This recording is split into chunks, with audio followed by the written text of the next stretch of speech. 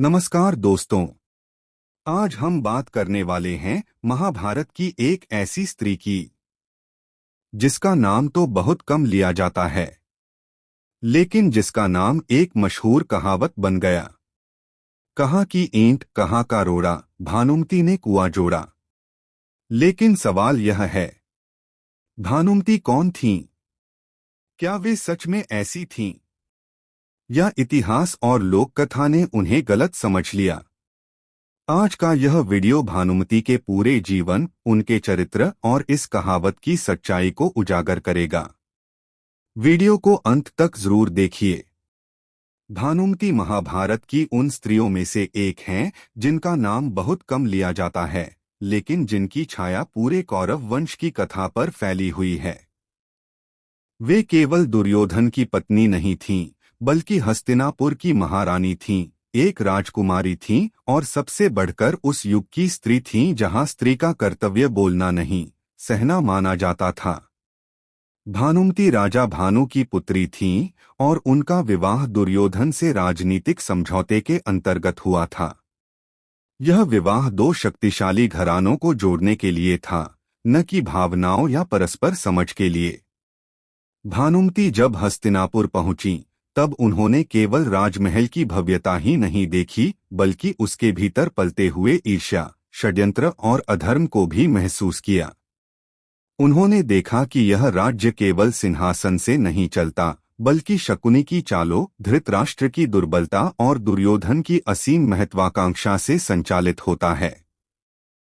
भानुमती बुद्धिमान थीं, वे परिस्थितियों को समझती थीं, लेकिन उस समय की सामाजिक संरचना ने उन्हें निर्णय लेने का अधिकार नहीं दिया था। दुर्योधन का स्वभाव बचपन से ही जिद्दी, स्वार्थी और अधिकारवादी था। वह अपने चचेरे भाइयों पांडवों से स्वयं को कमतर मानता था और इसी हीन भावना ने उसे धीरे धीरे अधर्म के मार्ग पर धकेल दिया। भानुमती ने अपने पति के इस स्वभाव को बहुत नजदीक से देखा। उन्होंने यह भी देखा कि कैसे शकुनी की कुटिल बुद्धि दुर्योधन के क्रोध को दिशा देती थी और कैसे गलत सलाहें पूरे राज्य की नींव को कमजोर कर रही थीं। लेकिन भानुमती एक पत्नी थीं, और उस युग में पत्नी का धर्म पति का विरोध नहीं, बल्कि उसका साथ देना माना जाता था, चाहे वह मार्ग सही हो या गलत। यही वह बिंदु है जहां से भानुमती की त्रासदी शुरू होती है। वे न पूरी तरह दोषी थीं, न पूरी तरह निर्दोष। वे एक ऐसी व्यवस्था में फंसी हुई थीं जहां चुप रहना ही सुरक्षित था। समय के साथ भानुमती का नाम एक कहावत से जुड़ गया, कहाँ की ईंट कहाँ का रोड़ा, भानुमती ने कुआं जोड़ा। इस कहावत का सीधा अर्थ है बिना योजना, बिना सामंजस्य और बिना उचित साधनों के कोई बड़ा काम खड़ा करने की कोशिश। लोक कथाओं में कहा जाता है कि भानुमती ने अलग अलग स्थानों से अनुपयुक्त वस्तुएं इकट्ठा करके कोई निर्माण कार्य करवाने की कोशिश की, जो टिक नहीं पाया। हालांकि यह घटना महाभारत के मूल ग्रंथ में स्पष्ट रूप से नहीं मिलती, लेकिन इसका प्रतीकात्मक अर्थ अत्यंत गहरा है। यह कहावत केवल भानुमती के किसी कार्य पर व्यंग्य नहीं करती, बल्कि पूरे कौरव शासन की कार्यप्रणाली को उजागर करती है। कौरवों का साम्राज्य भी इसी तरह खड़ा किया गया था, अधर्म की नींव पर, स्वार्थी लोगों की सहायता से और धर्म को किनारे रखकर। यदि हम इस कहावत को दुर्योधन के जीवन पर लागू करें तो यह पूरी तरह सटीक बैठती है। दुर्योधन ने सत्ता पाने के लिए हर वह व्यक्ति जोड़ लिया जो पांडवों के विरुद्ध था, चाहे उसका चरित्र कैसा भी हो। शकुनी की कुटिलता, कर्ण का अपमानित स्वाभिमान, दुःशासन की क्रूरता, ये सब अलग अलग स्वभाव और उद्देश्यों के लोग थे, लेकिन दुर्योधन ने इन्हें एक ही लक्ष्य के लिए जोड़ दिया। यह ठीक वैसा ही था जैसे कहीं की ईंट और कहीं का रोड़ा जोड़कर कुआं बनाने की कोशिश। बाहर से यह ढांचा मजबूत लग सकता है, लेकिन भीतर से यह खोखला होता है। भानुमती इस पूरी प्रक्रिया की साक्षी थीं। वे देख रही थीं कि कैसे अधर्म के सहारे खड़ा किया गया यह साम्राज्य धीरे धीरे स्वयं अपने भार से टूटने की ओर बढ़ रहा है।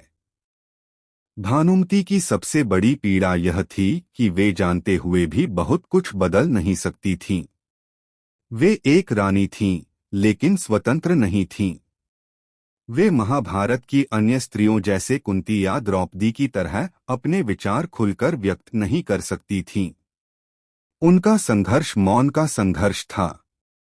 इतिहास अक्सर उन लोगों को याद नहीं रखता जो चुपचाप गलत के साथ खड़े रहते हैं, चाहे उनकी चुप्पी विवशता से भरी क्यों न हो। यही कारण है कि भानुमति का नाम एक कहावत बन गया, लेकिन उनका पक्ष कभी नहीं सुना गया। यह कहावत उन्हें दोषी ठहराती है, लेकिन यह नहीं बताती कि उस दोष के पीछे कितनी मजबूरी, कितना डर और कितनी सीमाएं थीं। महाभारत का युद्ध जब हुआ, तब भानुमति ने न केवल अपने पति को खोया, बल्कि अपना पूरा संसार खो दिया। कौरव वंश का विनाश केवल योद्धाओं का पतन नहीं था, बल्कि उन स्त्रियों का भी अंत था जिन्होंने अपने जीवन को राजधर्म और पतिव्रत के नाम पर समर्पित कर दिया था। युद्ध के बाद भानुमति का उल्लेख लगभग समाप्त हो जाता है, जैसे इतिहास ने उन्हें बोलने का अवसर दिए बिना ही भुला दिया हो।